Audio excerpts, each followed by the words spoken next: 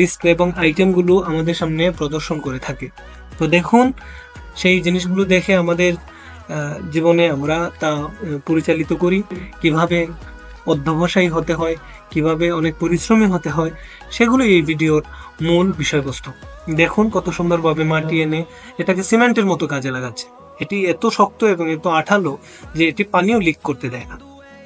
তারপর তারা কষ নিল, কষ নিয়ে তারা এগুলো দিয়ে রং তৈরি করবে। দেখুন, সবুজ, সাদা, যা ইচ্ছা তাই, যেরকমের ইচ্ছা সেরকমেরই রং তৈরি করতে পারছে। মূলত তাদের রুচির বহিঃপ্রকাশ হয় এই কার্যক্রমগুলোতে, এবং এগুলো করতে শুধু তারা প্রকৃতিরই আশ্রয় নেয়। তারা বাজার থেকে আর্টিফিশিয়ালি কোনো জিনিস ব্যবহার করে না। প্রকৃতির সান্নিধ্যে থেকে কিভাবে নিজেকে আবিষ্কার করা যায়, কিভাবে নতুনভাবে সবার সামনে তুলে ধরা যায়, সেটি